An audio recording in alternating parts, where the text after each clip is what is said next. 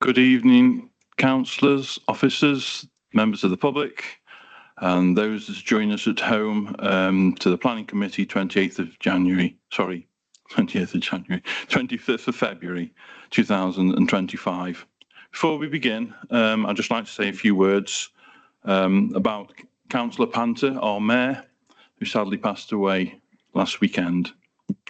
He was a very loyal councillor since he was elected in 2016 and regularly appeared on this committee, which he enjoyed participating in. And recently he was a substitute, but he still enjoyed it, appearing every now and then. With that, I would like to propose a minute's silence in respect of Councillor Panther, our Mayor. Please would you stand?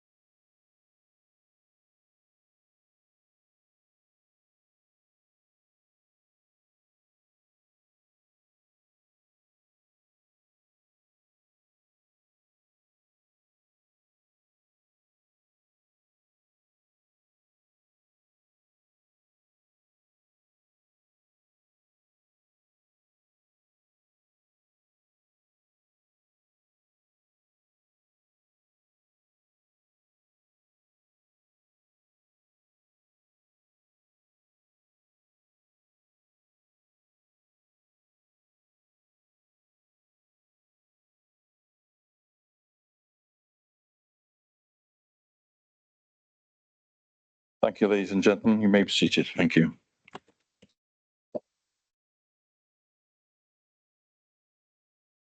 On to the business of the evening. Part one. Do we have any apologies? I have apologies from Councillor Gorton, who is substituted by Councillor Jones. Do we have any other apologies? No, Amy. Amy. No apologies from Amy Bryan. Okay, thank you. On to item 2 of the agenda, declarations of interest. I've one declaration of interest for myself as being member of the Aspire board. That is application for major development, Ashfields Grange, Hall Street, Newcastle, item 5 on the agenda. I will leave the room and take no part in the discussion on that item. My vice chair will be taking over proceedings for that item. On to item 3, minutes of the previous meeting that was held on the 28th of January. Are we content that that's a true and accurate record of proceedings that evening? If so, can I see a show of hands, please? That's unanimous. Thank you. Moving on to the first substantive item of the agenda. Item 4, application for major development, former Jubilee Baths, Nelson Place, Newcastle. Rachel, first one. Over to you, Rachel. Thank you, Chair. This application relates to the former Jubilee Bath site, just across the roundabout, which has planning permission for the construction of 273-room student accommodation development. Permission is sought for the temporary variation of condition 3 of the original permission, which restricts occupation of the development to students only.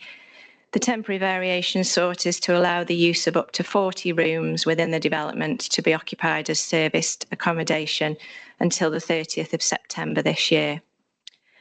As members will recall, planning permission was refused recently for a temporary variation of that condition to allow the use of up to 68 rooms as serviced accommodation. The application was refused on the grounds that given the limited car parking provision within the site, the significant additional on-street parking demand that's likely to be created by the development would lead to an exacerbation of congestion and related harm to highway safety on streets in the vicinity of the development. The reason for requesting this variation is due to the delayed construction of the development, which has meant that the applicant has been unable to accept students in the September 2024 student intake. The site is therefore unable to operate as student accommodation until September this year. The applicant states that allowing this temporary change would not only allow important revenue for their business, but would ensure that the building is not vacant, therefore reducing the risk of vandalism, break-ins and other antisocial behaviour. The maximum local plan parking standards for the approved 273 student flats would require 69 parking spaces based on 1 space per 4 students. The development has 19 parking spaces, which equates to a shortfall of 50 parking spaces if fully occupied. The proposal before you now, 40 service departments, would require 40 parking spaces based on parking standards, which are 1 parking space per hotel bedroom. This would therefore result in a shortfall of 21 parking spaces. The Highway Authority has no objections to the proposal, and on the basis that only 40 of the 273 rooms would be occupied, which would result in a reduced parking shortfall in comparison to the approved scheme, it is not considered that a refusal on highway safety grounds could be sustained, and you'll see that your officers are recommending approval. Thank you. Thanks, Rachel. Over to you, members.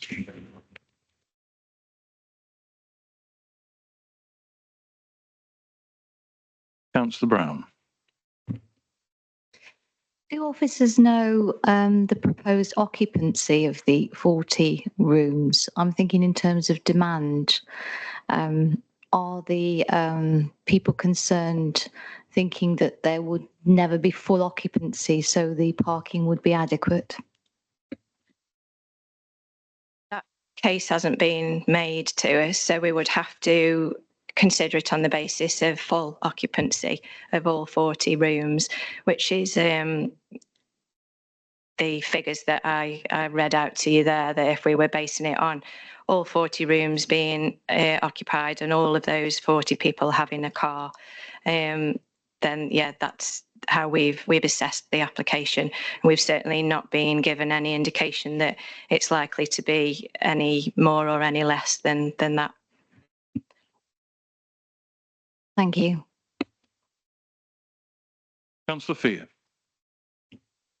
Thank you, Mr. Chairman. We seem to have this one come round and round, don't we, in many ways.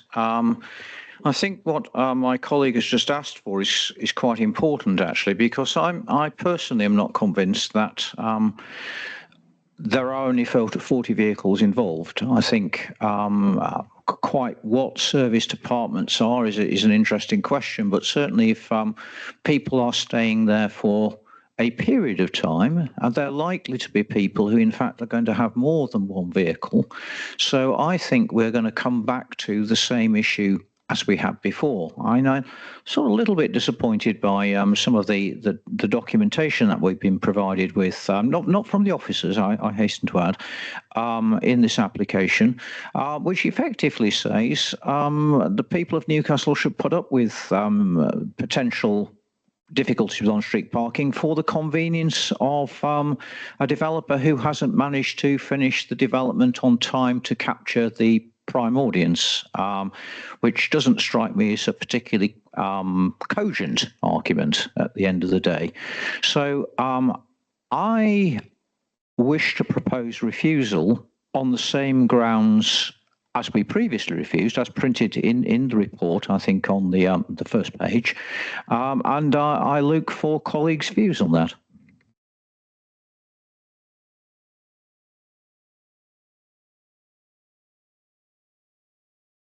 Councillors. Councillor Williams. Thanks, Mr. Chairman. I agree with what Councillor Fee has said. And I was speaking to the local councillors. They are really concerned on behalf of the residents of that area.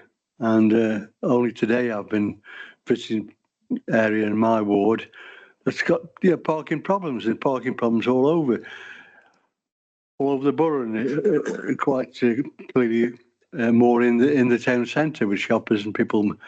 And I think if we do give permission here, we've X amount of cars coming in besides the students.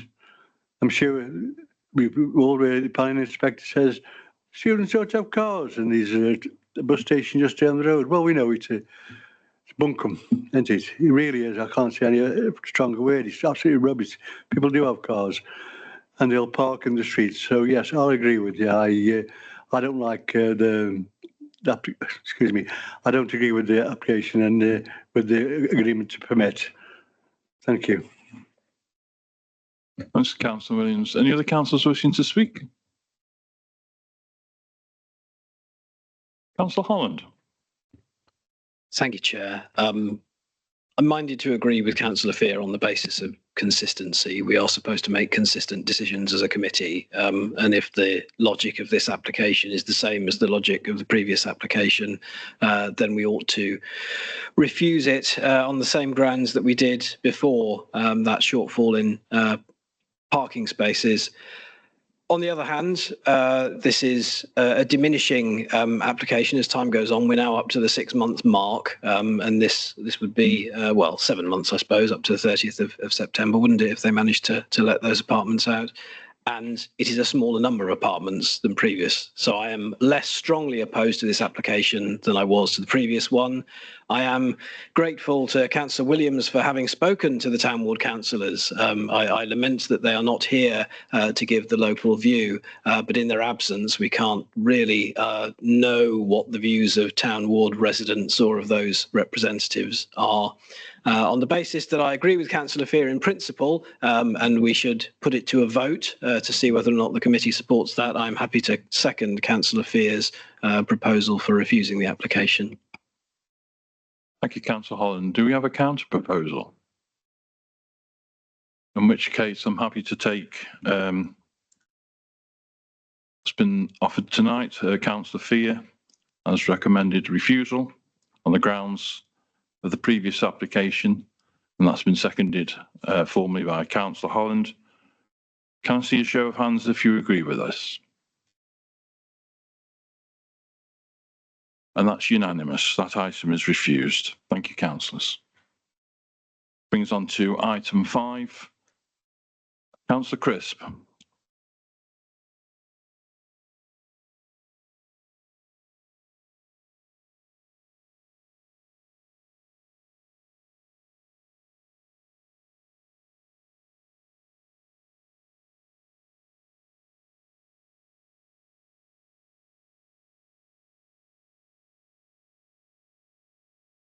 Okay, so we've got item 4. This is the former. No, it's not, is it? No. All right, what have we got? Item 5, sorry. Yeah, no, this is the Ashfield Grange, Hall Street, Aspire Housing. And Rachel, take it away. Thank you, Chair. So planning permission was granted in 2020 for the development of 89 supported living apartments that members will know is fully constructed and occupied, known as Ashfield Grange. So you can see there the location plan on the screen. It's at the top of Nutton Road at the junction with the A34. So Sainsbury's is just here to the north. So full planning permission is sought now for the variation of one of the conditions of the original consent, condition 12, which is sought to enable the relocation of the cycle shelter on the site. So currently you can see the current arrangement on the screen. This is the site plan here. And where the red rectangle is, that's the location of the current cycle shelter. And you can just see there the elevation of what it looks like. So it accommodates 10 cycles and is just shown a bit closer there on the location plan. So it's at this northern corner adjacent to the Sainsbury's site. And currently there are antisocial behaviour issues arising on site due to people congregating in and around the covered cycle store, primarily I think because it's kind of tucked away in a corner adjacent to the boundary with Sainsbury's. So the application seeks to move the cycle provision. So it seeks to retain the number as 10, but to provide it within 2 alternative locations on the site. So this is the plan as proposed. So just here on the location plan, you'll see the 2 areas. So it's proposed to install 6 cycle spaces here for visitors, and that will be immediately outside the main entrance to the building. So obviously we'll be under surveillance, will be well overlooked. And then the remaining 4 spaces are to be, apologies, are to be included within the existing scooter parking area, which is an internal area within the building that residents can occupy or can enter, to access their scooters. So there'll be 10 spaces still across the site, but in 2 locations, 4 which will be internally, and that's proposed to be for residents and staff, and then the 6 spaces at the front of the site outside, which will be for visitors. So no change proposed in the number of spaces, but it's considered that the revised layout would provide a safer and more secure arrangement. No objections from the Highway Authority, so you'll see that officers are recommending approval. Thank you. Okay, thank you, Rachel. So does anyone like to comment? Councillor Fear. Thank you, Mr. Chairman. No, I'd like to move this. It's always, I think, been a little bit of a worry, that boundary with the Sainsbury's. If it's causing distress to residents, and this helps resolve that problem, it's all to the good. So I see absolutely nothing wrong with this and much merit to it. Okay, thank you very much. Councillor Williams would like to second that. So is Councillor Holland? Thank you, Chair. Can I just check that the externally provided spaces will be uncovered then as part of this arrangement? There'll be cycle storage placed outside the main entrance and there won't be a cover over it?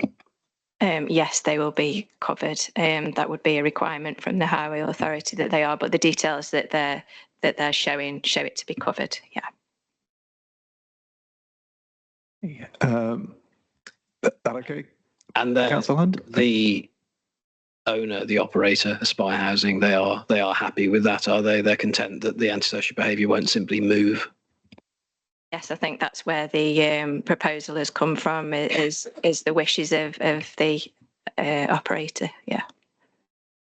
Okay, that's absolutely fine. I'm very flattered that the committee's been asked to rule on it. Is this an application within policy that has to come to the committee, because it does seem a very minor variation? Yes, unfortunately, it's because it's a variation of a condition on a major planning application, and they all have to come back before committee. But yes, it does seem, not that significant really. So apologies. Thank you. Okay, thank you.